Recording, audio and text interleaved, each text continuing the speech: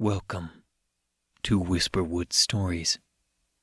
Halloween is close upon us. As per tradition on this channel, I have written a story for you for the month of October. I'm glad that you came by. This story is disconnected from the others that I have made for you. If you enjoy today's story, then I have a surprise for you. Part 2 is available right now on my Patreon. It'll be available on the channel next week. But if you want to hear it right now, it's waiting for you. So without further ado then, let's begin today's story by Whisperwoods.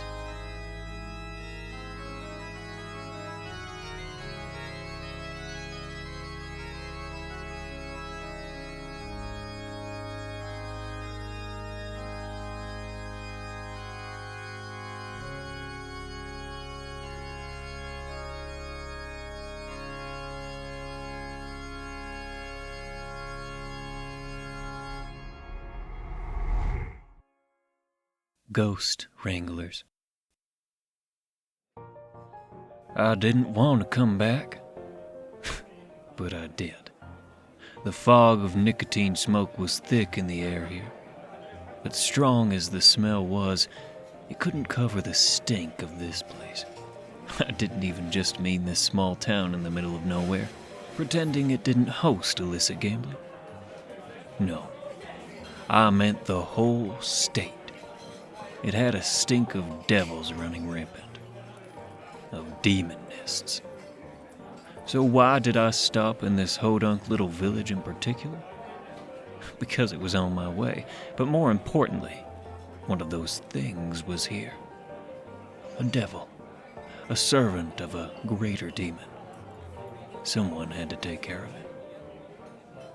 Come on, share that bottle around, would you? You must have a keg for a stomach to put that much away. I set the bottle down with a thump. It shook the poker chips on the table and knocked over the big blind's neat little pile. I scoffed and took another swallow. Afraid this won't be of much use to you, I said.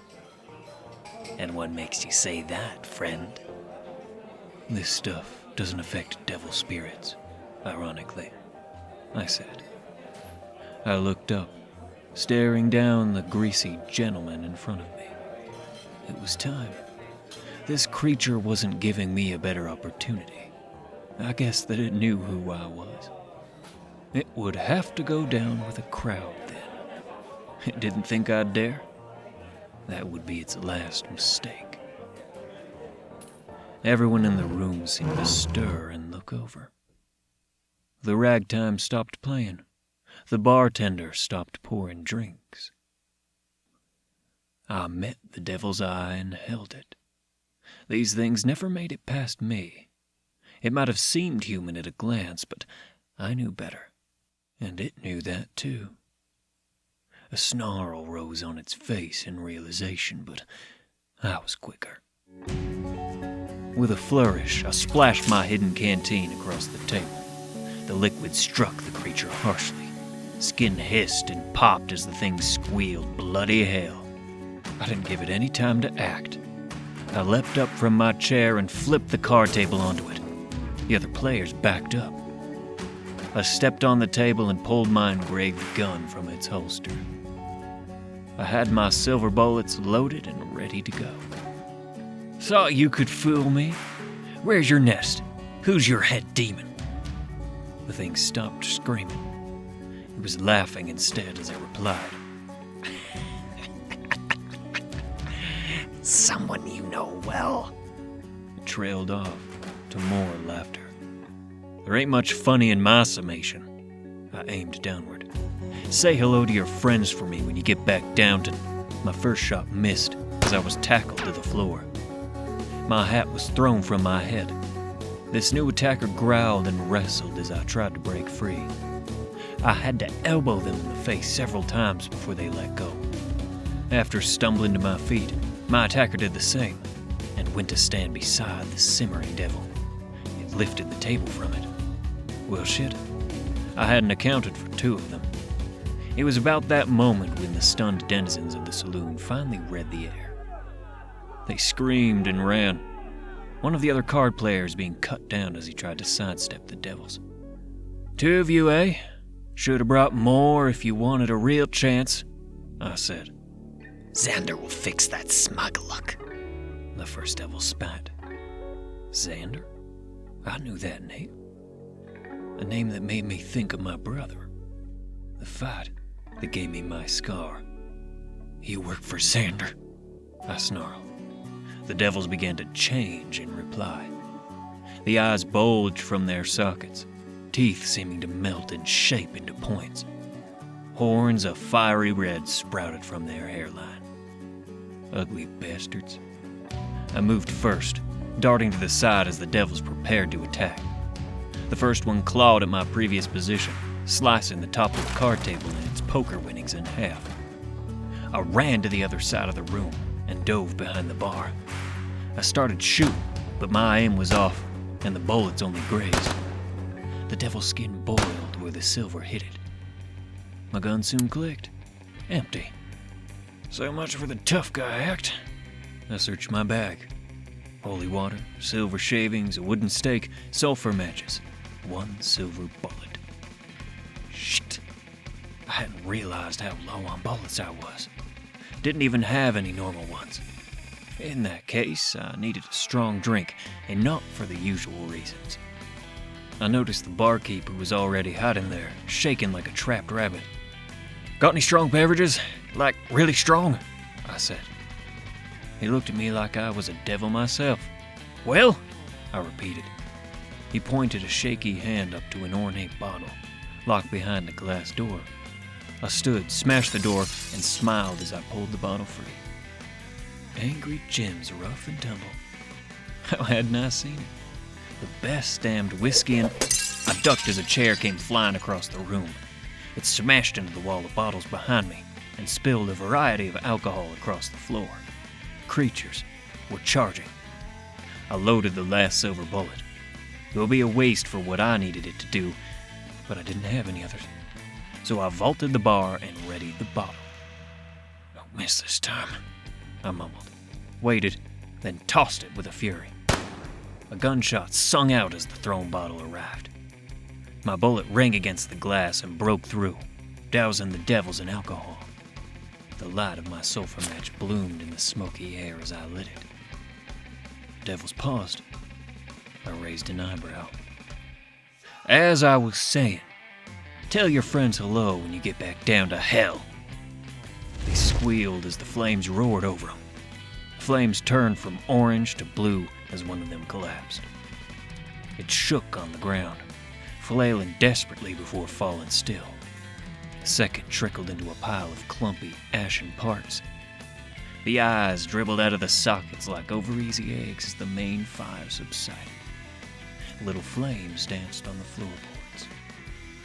Looks like the alcohol was strong enough. I sighed, dusted myself off, and leaned against the bar. It might be best if you clear out, I said. The barkeep nodded and rushed outside. I took a deep breath and poured myself a drink from one of the few surviving bottles. Whiskey. It wasn't Angry Jim's, but it got the job done. I lit a cigarette. I smoked one of my special brew after every spirit-related job. Never be too careful. You never knew if the devil managed to escape the corpse and would come to possess you next. I stood over the body. I wanted to ask it if Xander really was back in action, if that wasn't some fluke. But the devils were very dead. I cursed, spat, and walked over to the card table. The money was cut to ribbons. Broken chips fluttered at my feet as I leaned over and snatched up my hat, heading outside myself.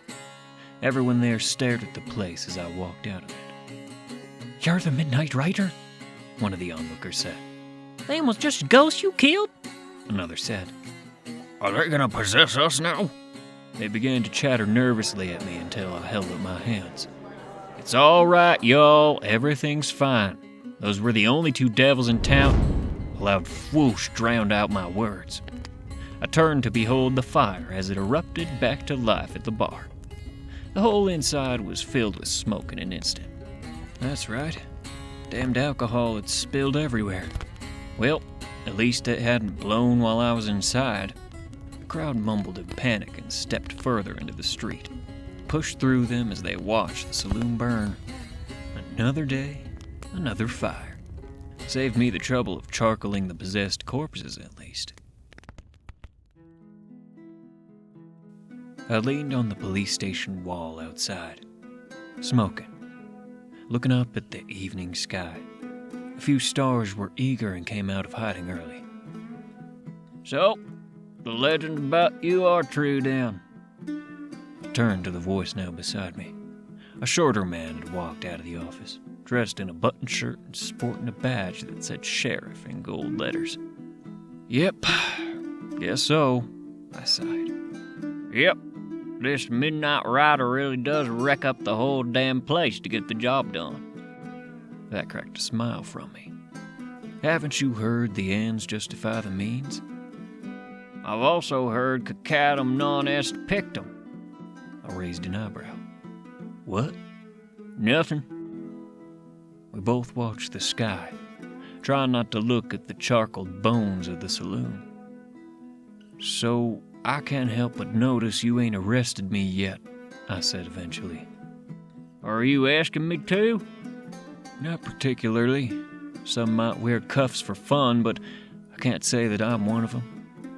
The sheriff chuckled. I guess they'd expect me to lock you up. Route the bigwig constables down in Horstead to have them haul you off east. Big city men think they rule Mother Nature herself. That they do. The sheriff wrinkled his nose. Just what in the hell is that stink coming out of your cigarette? Don't smell like tobacco to me. It's a mix. Tobacco and a rare strain of sage. Sage? The hell you smoking sage for? Beats having a devil play meat puppet with its arm up my ass, I said. Not that y'all have to worry about that. Those were the only two in town as far as I saw. Sheriff eyed me up and down, and shrugged. He seemed to come to a decision. I suppose that I'm just gonna have to let you get away. You've done us a service, but you should know that someone's bound to be riding for one of them big towns despite my wishes. Might be best if you was gone afore tomorrow morning. A lot of folks would love a shot at your price, 'cause you've got to be worth a handful of acres by now. Glanced significantly at the poster plastered to his outer wall. They'd really gotten my eyebrows wrong. Got somewhere to be anyway, I said. I threw my finished cigarette and stomped out the ashes. I tipped my hat to the sheriff and began walking down the steps. Yet another thankless, dollarless job. Sheriff called out when I was in the street. So we're safe then? No more of them's coming back? You're as safe as I can make you, I called, then mumbled, but not if there's a nest.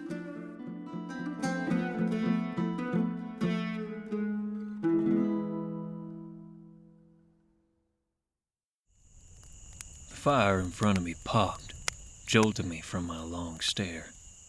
I rubbed my eyes and took a deep breath of the night. Crickets chirped and late birds cawed. What a damn long week, I mumbled. I stared at the food I had left. A few days of army rations, some tack and jerky. I usually stuck to army rations when I could get a hold of them. Should get me to the meeting in Horstead on time. Maybe I'd run into some lawmen chasing me on the way. I felt like I shouldn't have come back. I was an enemy of the state by all accounts. I had run for a reason, after all. What was the last actual meal I remember? Right. The last time I had tried to cook nearly ended in a whole town burning to the ground. At least it was only the saloon this time. Poured out the rest of my coffee and laid back. I only had one blanket left. The other had, you guessed it, also burned. In my campfire, in fact. just 4 days ago when I was ambushed at the state lines. Perhaps I should have asked for a blanket as a reward earlier. They scoffed. They probably wouldn't have given it to me. Sheriff didn't pay me a penny besides. A little gratitude wouldn't kill. I focused on my hearing. The crickets had stopped chirping. Another rustle in the brush. I had heard it 3 times now between town and my campfire. And that was a pattern. No jackrabbit or doe would be so irresponsible as to make that much noise. Something had been following me. Damn. Must have gotten sloppy. Standing, I sighed and checked my revolver out of habit. There were still no bullets left. Imagine that. I've got a full case of silver bullets ready for you. Care to come on out? I called. My voice echoed lightly across the hardened sandstone. Another rustle. I aimed my empty gun. Last chance. Come on out or I start shooting. You been following me since town, eh? You better have brought me a drink. The one thing that could have surprised me stepped out of the brush. Some raggedy kid. Wily hair that might have been blonde if it wasn't dirty. Worn overalls and freckles. Their expression was not of fear as one might expect, but excitement. The kind that only exudes from a wolf who has cornered the previously mentioned jackrabbit. It's true then. You really are the Midnight Rider. You've got the black frock and silver buttons and everything. Don't you get hot in the summer? This kid spoke fast, more full of energy than the sun at high noon. I uncapped and doused the kid with one of my canteen's contents. The holy water splashed to no effect. Hey, what was that for? You think you could trick me? Possess some kid in hopes you can get the drop? I said. The kid blinked, then laughed. Wait, are you saying you think I'm a ghost or devil or something? I ain't no devil, mister. No more than you anyway, and you're way more devil than most folk. Devil? Yeah, I can smell it on you, likely 'cause you've been around devils before. Where's your horse? How could you be the Midnight Rider without your black horse? Hold up. There's one way to be sure if you're really the Midnight Rider. The kid rushed up and inspected my gun. You're definitely the one. Only you'd have engraving tastes like that. Excuse me? I'm a big fan, real big fan, Mr. Ryder, sir. I couldn't resist when I heard you was in my hometown. I just had to come and see you and maybe see if you'd consider taking on an apprentice. I know lots about the occult. My Gammy taught me how to read tarot. I held up a hand. Just slow down. So, you aren't possessed? Only about a love for strawberries. I got to eat some once when I snuck onto some rich folks' land. A love for strawberries? Kid, where are your parents? Shouldn't you be getting home? Kid shrugged. Still suspicious, I grabbed something else from my bag and dumped it on him. The salt pouch spilled like a bag of chalk. No effect.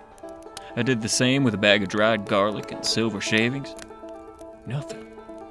The kid stepped back and wiped it all from their head. Pah! The hell was that for? I'ma smell like that for days now. They sneered. Unaffected? So this really was just some kid? Almost wished it had been a devil instead. So I can be your apprentice then. I know lots about ghosts and spirits, and even I have mind stuff. You want to be an apprentice? Yeah, it's like when you're a teacher and you teach me your ghost hunting ways and such. I can show you proof of my mind stuff. You won't even... I know what an apprentice is, I snapped. Look, you can't stay here. These wilds are far too dangerous for the likes of you. I'm going to bed now. Goodbye. I laid on my blanket and turned my back on the kid. I sat there, eyes open, crickets resuming their yelping after a time. I listened for the sound of dejected footsteps, but there was nothing. I rolled my eyes. I told you to leave me be and go back home. There was no one there. I stood at once. Was it some kind of creature after all? I had tried salt, silver, garlic, holy water. What was left? I didn't have any mirror glass on hand. Could that be it? Of course it was one of the things I forgot. What kind of creature did I know that had those properties? Immune to salt, holy water, the whole nine? It could be a demon, that which ruled the lesser devils, much more dangerous than a devil. I guess the sage in my campfire hadn't done the trick either. "Kid?" I called hesitantly. Silence for a moment. "Here." I jolted at the voice. It had come from inside my head. A psychic. Felt a tap on my shoulder. I nearly tripped from how fast I turned. The kid chuckled. You're real slow, Mr. Ryder, sir. Plus, your gun is empty. Ain't much of a threat. I lowered the useless gun. If it really was a demon, it had me more cornered than a snake in a burrow. "What are you?" I said. The kid paused, then posed with hands on hips like some Wild West hero. I'm your new apprentice.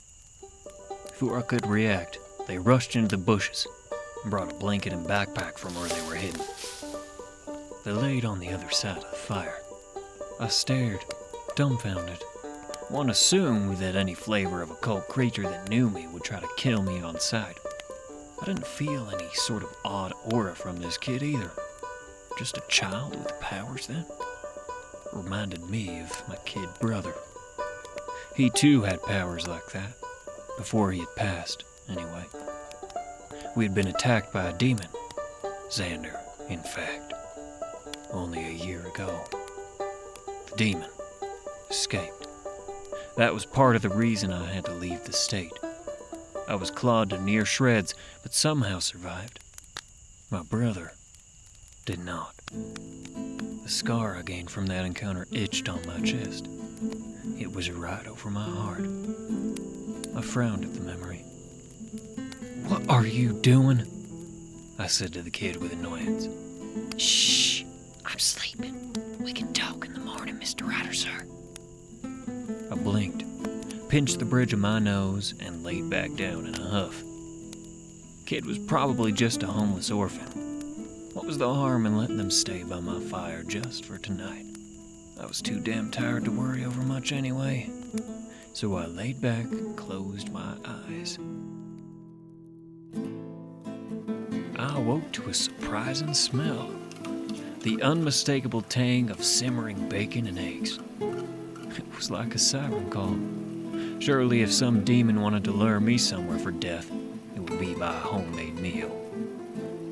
Morning, Mr. Ryder, sir. The kid said, attending a skillet at the renewed campfire. I rubbed the sleep out of my eyes. I hope you don't mind. I used the skillet and tripod hanging on your pack. What in damnation are you doing? The kid raised an eyebrow. Making breakfast? Did you get hit on the head in Mr. Riley's saloon?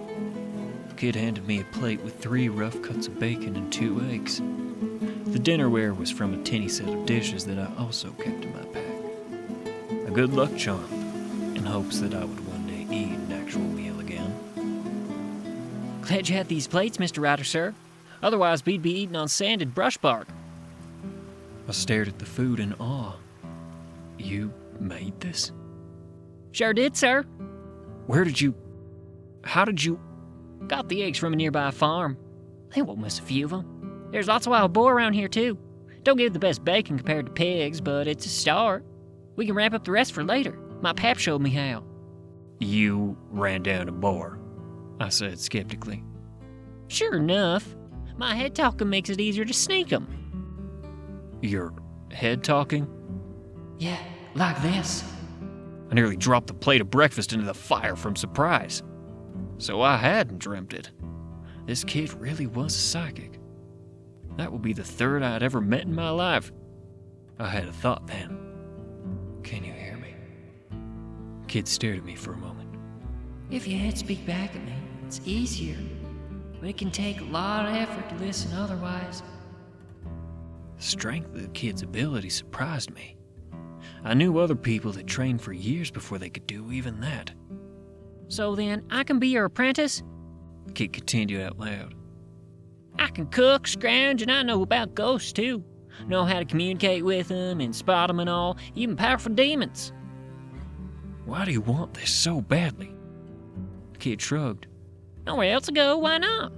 Mom always said I had a gift, and you're just so splendid I knew I had to join your occult team. Kid pointed finger guns, making pew sounds as they darted around the fire. How do I get rid of this damn kid? Tell you what, I smirked as I made a plan. How about you go and find me a specific plant, and I'll let you join my occult team? The kid beamed brightly. Oh, please, Mr. Ryder, sir, I can do it. I'm a grade A survivalist. What plant? What plant? It's called ghost sage. Real rare. The only tell is the opaque leaves. Find me a bundle. Go on, shoot.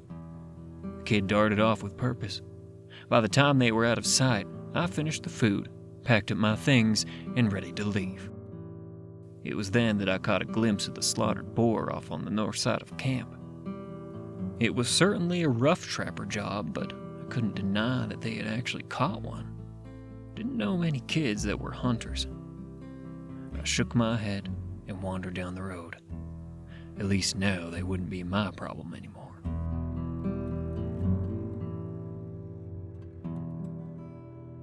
I had about a day left until I had to be in Horstead, a big town to the south, somewhat near the state border. To be honest, as much as I hated being back in this state, I was looking forward to the meeting. There weren't many of us ghost wranglers left. It was a lonely job, and being with like-minded folk would be a welcome break.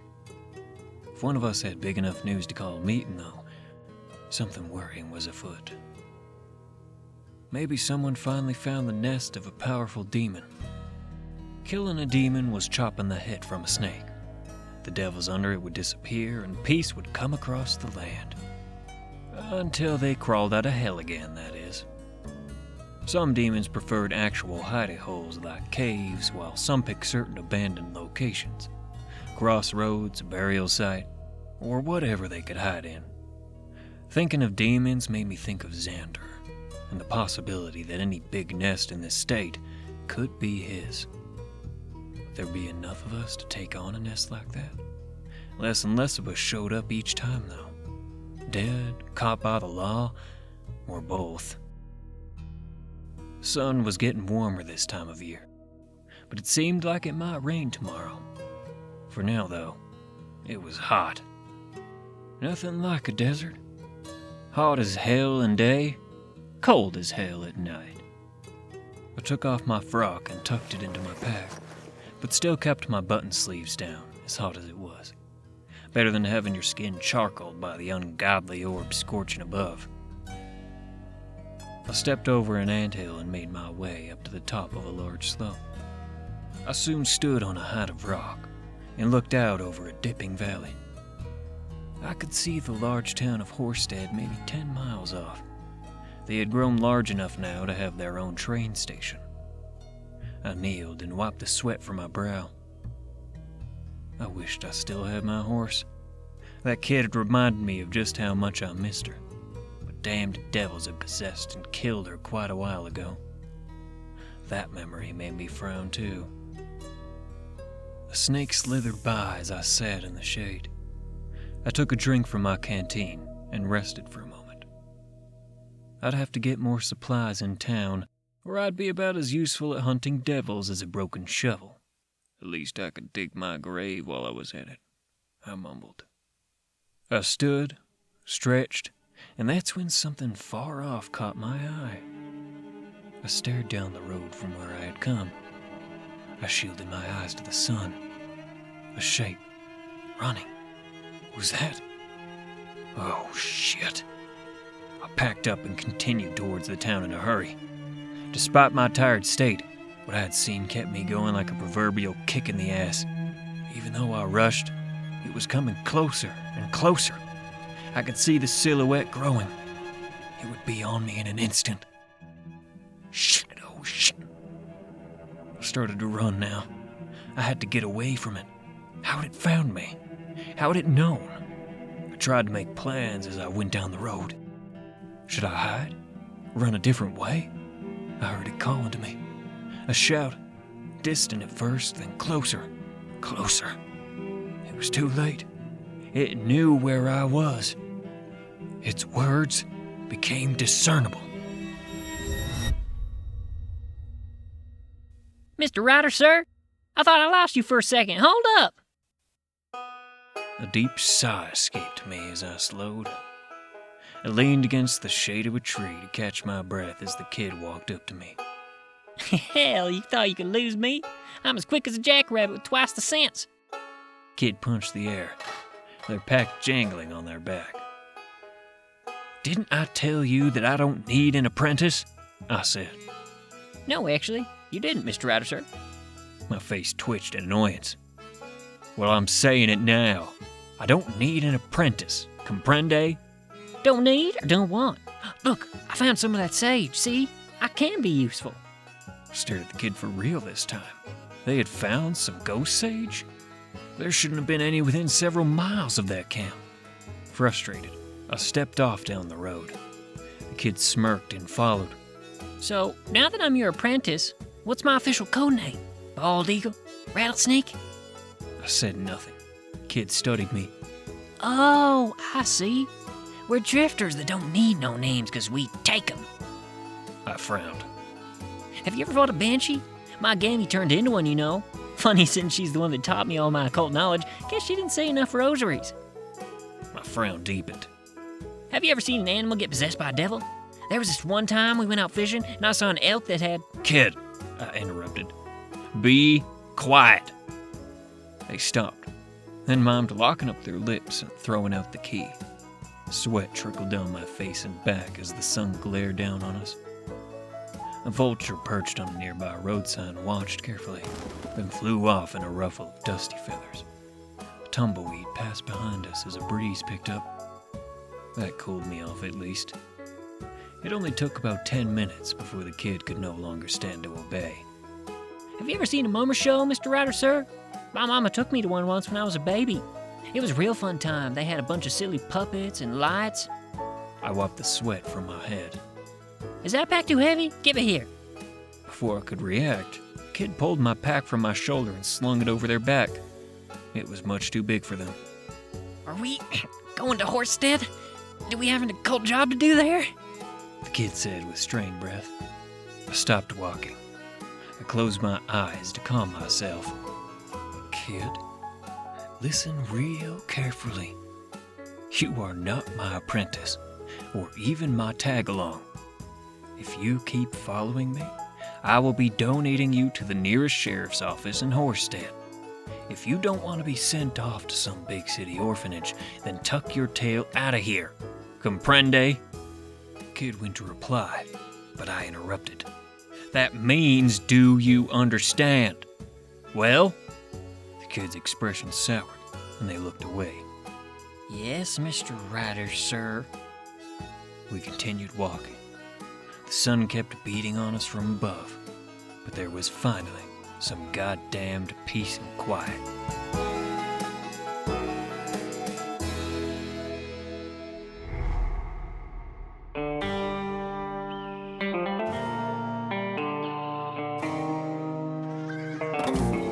Thank you for listening to Whisperwood Stories. If you enjoyed, don't forget to comment, like, and subscribe down below. Do you have a story that you'd like me to read here? Consider commenting or sending it to whisperwoodsubmissions@gmail.com. The story in this video was read with the author's permission. That'd be me. Thank you again for listening. Want to support me? Check the link below where you can leave a tip if you wish, and listen to the next part right away. And remember, don't let the shadows get too close. Good night, partner.